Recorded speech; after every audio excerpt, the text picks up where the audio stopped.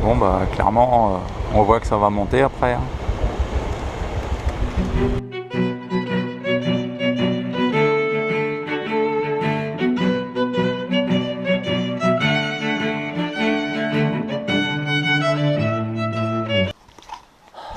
Ben voilà les chalets de Noto. C'est là que je vais planter mon bivouac ce soir. Je suis bien content d'arriver parce que je suis cuit là. J'aurais pas dû en faire autant la première journée. Quand même le paysage quoi. Yo, ça fait pas longtemps qu'on voit plus le lac. Mais le bivouac d'avant il était pas bien. Il était au bord d'une route avec des bagnoles garées, ça me faisait suer. Donc voilà quoi. J'ai dit je prends le bivouac d'après mais il y avait beaucoup de distance et un gros dénivelé. Bon allez on va aller planter la tente.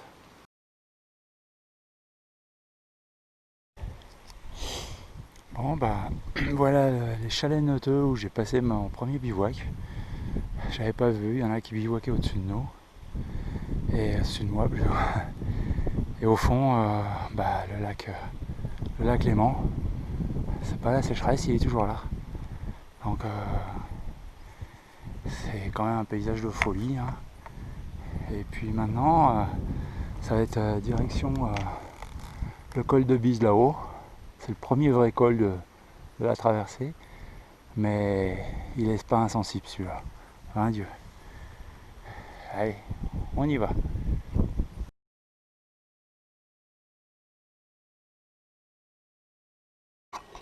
Oh, revoilà mes copines avec les cloches. Hein. Donc là, je viens de passer les maths à 1900 mètres. Ça se lève enfin, on a été beaucoup dans les nuages ce matin. Et puis, je m'en vais par là. Col de Basse à chaud, encore 2h30 de chemin. Et puis youpi quoi. On y croit. Une petite barre, un coup à boire et c'est reparti. Ah que coucou.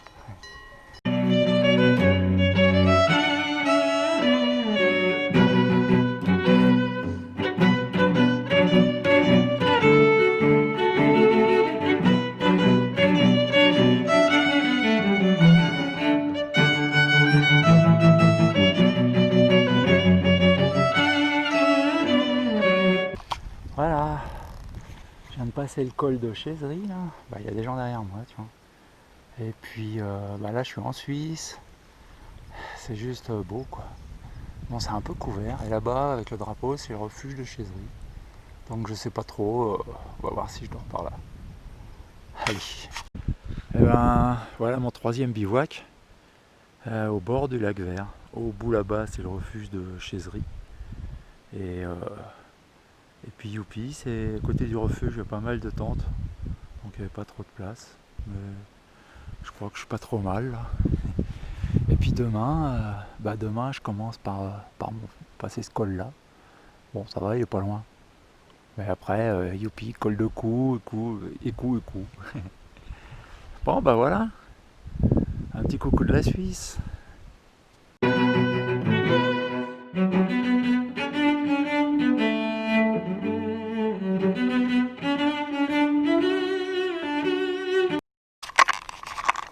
ben voilà l'endroit où j'ai bivouaqué hier soir, mon troisième bivouac au bord du lac Vert. Ouais, je suis toujours dans l'ombre en bas, ça pelait un peu quand même. Hein. Et puis j'ai monté là, il est même pas 8h encore. Et là, waouh. En fait je suis sur le domaine des Portes du Soleil. Et trop beau quoi. Je sais pas comment il a fait pour venir là en voiture comme ça. Mais bon. Allez, direction Col de Cou et la France. On est reparti. Et ben voilà, partie de Samoins, c'était bien tout plat. Et puis là ça commence sérieux à se gâter. On a des échelles aménagées et tout, il faut passer là-dedans quoi. Donc trop beau non? Yo, ça annonce une sacrée journée. Allez.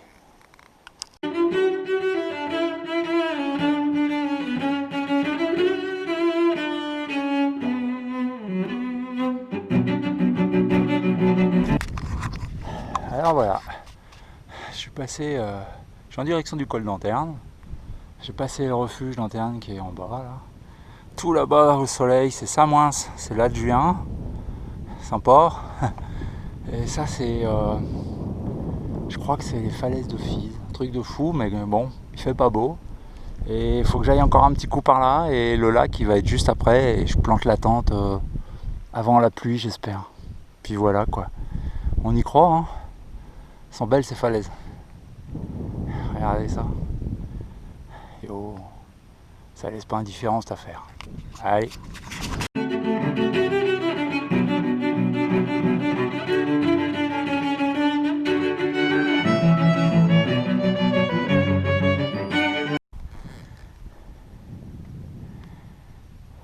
Voilà, prix du col d'Anterne. De bon matin, j'ai monté ça.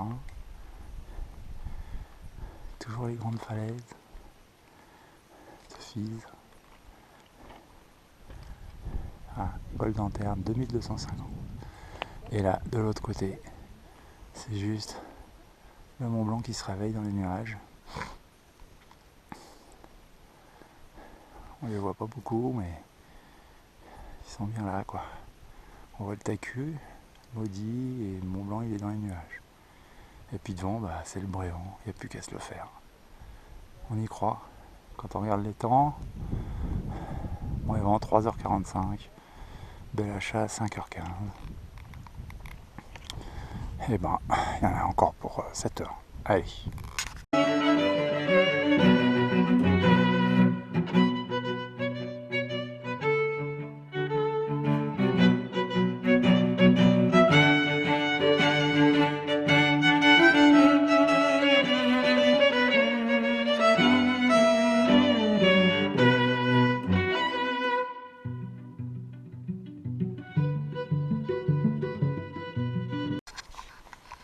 Il pleut.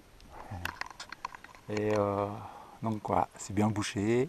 Je suis passé sous le glacier de Bionasset, sous la voie normale du Mont Blanc. Je viens d'en face. Tout au bout là-bas au soleil, le Brévent où j'étais hier. Et puis derrière moi, le col du Tricot où je vais bientôt me jeter dedans. Allez, bon voilà.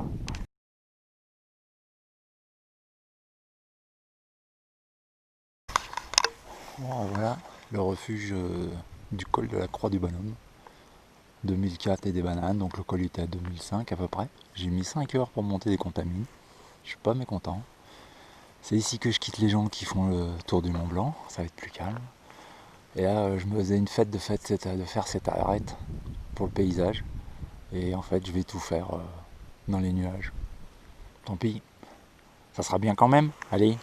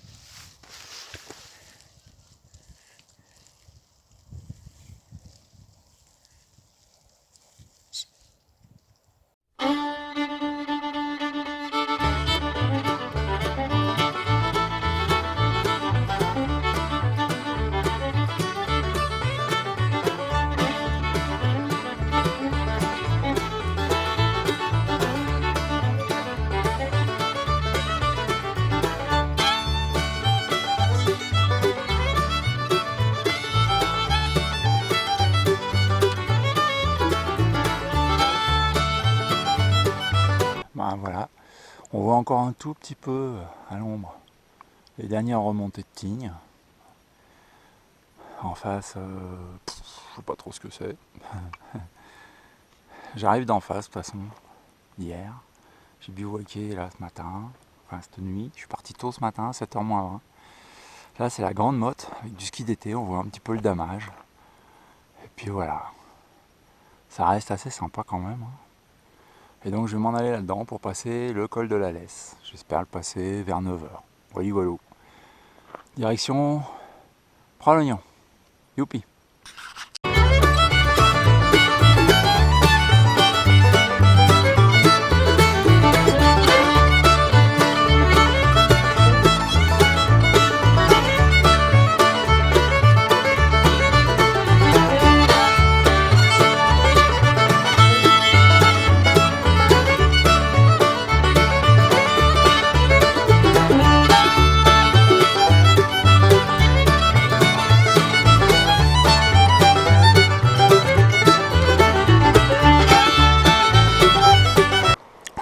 Voilà, je viens de Pralognan. Comme on peut le voir, la météo est pas terrible.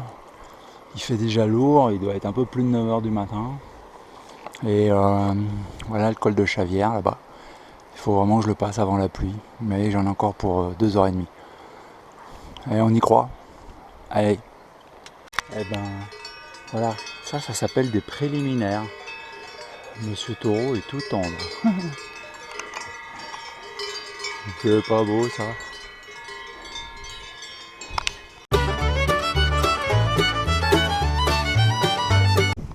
Et voilà, on y est, col de Chavière. Ça, il paraît que c'est le plus haut point de la traversée. Ouais, j'en ai bien chié avec les névés. Ici c'est un espèce de mélange de boue, de sable, cailloux. Ça ne prend pas là-dedans, c'est l'enfer. Et puis tout au fond là-bas, Pralognan. Bon, j'ai pris la grêle, hein, bien sûr. Et puis là-bas, c'est le refuge de Peclet-Polsec qu'on voit. Et puis bah là maintenant, je m'en vais côté, voilà, Maurienne. Allez.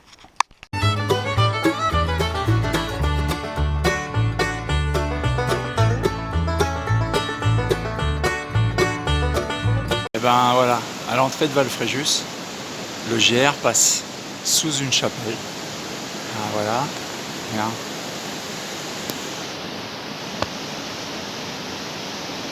Incroyable. Et là c'est le GR qui continue. Trop fort. Voici la vallée étroite. Magnifique. Depuis le mont Tabor et jusqu'à Nevache. Et là, c'est les granges de la vallée étroite. Petite enclave italienne en France. J'ai passé mon bivouac, tout bien. Et petite vallée qui continue quoi. Cool.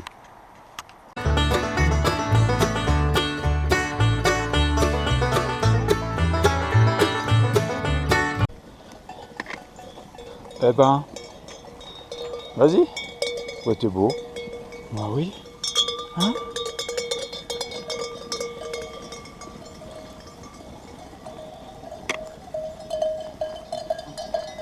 Oh, t'es majestueux, toi.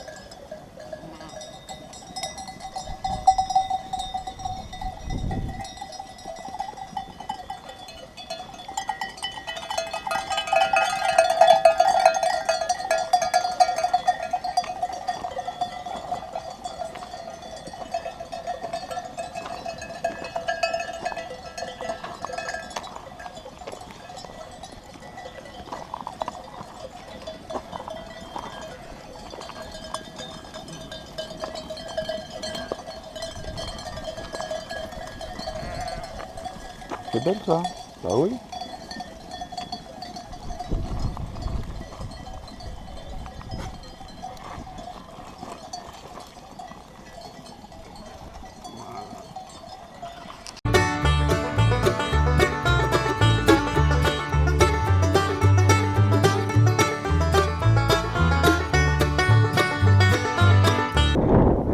Porte de Cristol, 2483 mètres. Donc là, le nord, Tabor, Vanoise, tout là-bas, mais je ne vois plus rien. En bas, là, on aperçoit le lac où j'ai bivouaqué cette nuit, quoi.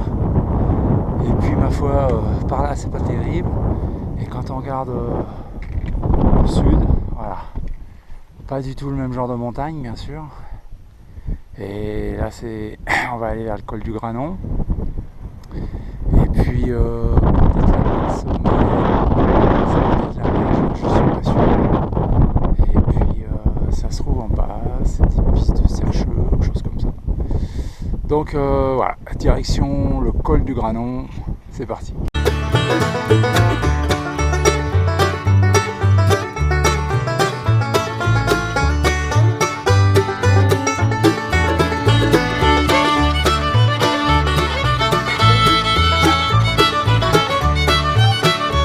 C'est un truc de fou, hein. Il y a un vent, j'arrive de la piste qui est en bas là parce que j'ai pas osé avec le vent faire la piste qui faisait toutes les crêtes. je suis un petit peu dégonflé et je regrette pas trop parce qu'il y a des rafales de vent des fois qui me déséquilibrent. Et voilà quoi. Toute la vallée qui arrive à Briançon et je pense que je vais pas tarder à commencer la descente.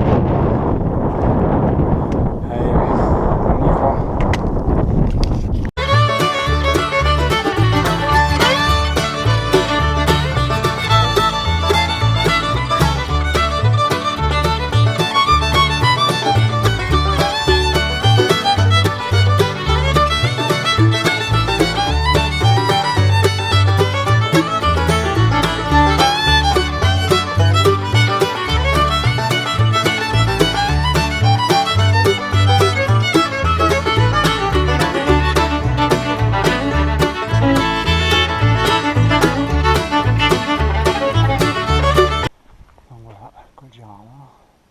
Pratiquement 2700 mètres et le Kéra avec le mont Viso là-bas et puis tout au fond là-bas ça doit être les écrins. Dans le bas, dans le creux on devine un peu Seillac, le lac Sainte-Anne juste en dessous et puis adieu Kéra et bonjour Lubaï. Voilà la vallée de Lubaï, c'est parti. Il n'y a plus qu'à. Avant-dernier massif, Ubaï, après ça sera Mercantour. Voilà, voilà.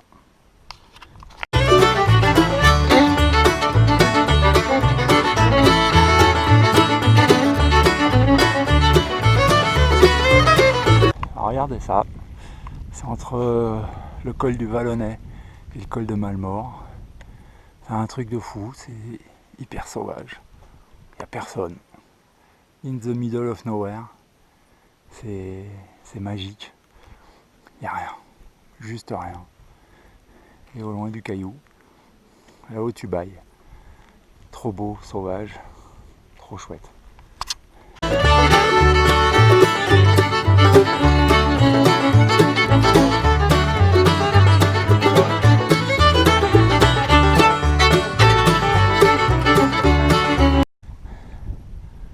Eh ben,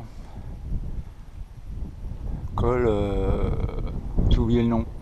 Le pas de la Cavale. Yes. Côté l'Arche, caillou. Et là, côté Bousséas, c'est juste, c'est grand.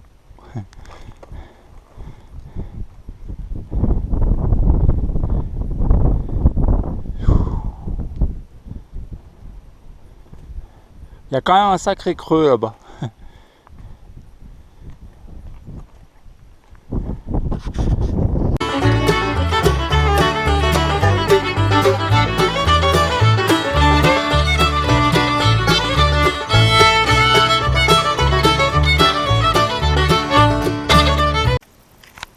Bon bah là aujourd'hui dur hein, parce qu'il fait chaud dès 7h du matin.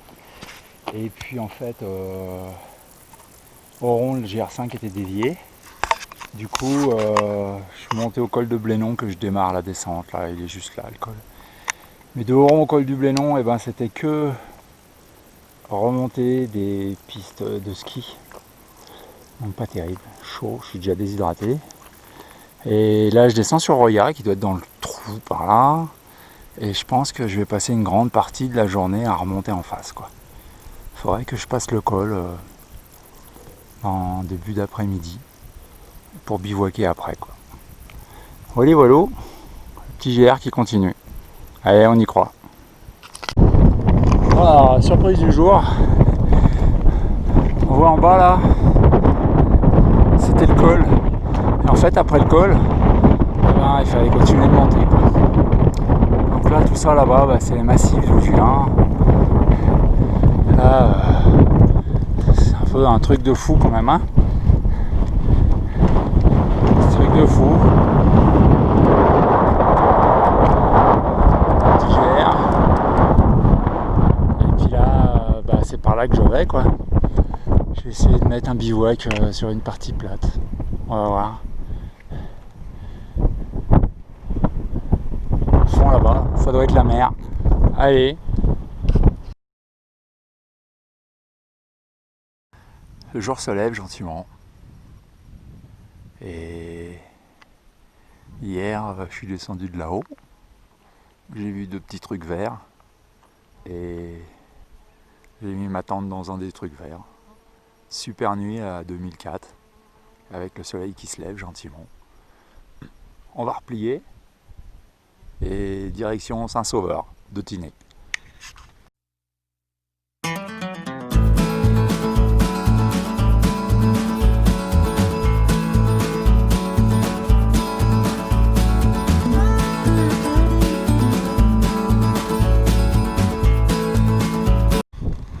Et ben voilà, petit village d'Utel, super sympa, gîte d'étape bien, un petit resto sur la place, auberge utelloise, je recommande, patron super sympa, franchement top. Comme vous voyez, il y a du vent, la montagne elle est bien dégagée, mais quand on va vers la mer, c'est pas pareil. Mais c'est pas grave, j'y vais quand même.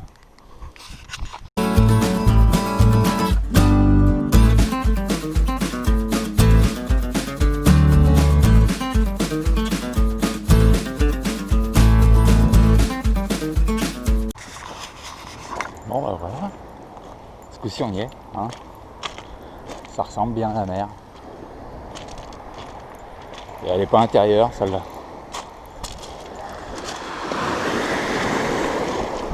Yes.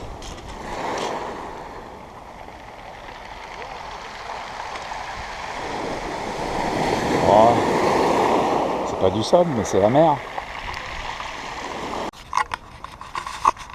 Ouais. Bah c'est sûr, un GR5, c'est pas comme une autre rando. C'est sûr que c'est plus long. On a des paysages plein la tête, super variés. Mais aussi, en plus des paysages, on a eu des rencontres. On voit des gens, d'autres randonneurs. Des randonneurs divers et variés. C'est comme des points de rendez-vous, des fois chaque jour. On sait que tiens, Gaël et Didier ils vont bientôt me doubler, ou tiens c'est le début de la bosse, Élise et son papa ils vont attaquer. C'est que des belles rencontres qui nous permettent aussi de faire passer. Et puis on trouve des gens qui sont parfois, c'est étonnant quoi. Comme le jeune qui avait mal au genou, on se croise dans le col du Bresson, dans le Beaufortin. Et lui il était parti de Menton, il allait jusqu'à Lille. Il en avait encore pour 2 mois et tout allait bien. Ou Zoé qui a décidé de se faire une traversée des Alpes mais en 0 déchet. Waouh. Fatia qui savait pas par où elle allait passer, qui arrivait à Saint-Dalmas, je la revois et elle dit bon bah finalement je fais le 52. Et plein de gens comme ça, c'est extraordinaire, ça fait partie de la traversée. Donc déjà merci à tous, merci pour tous ces moments partagés. Ces petites binous ensemble des fois, ça fait vraiment du bien.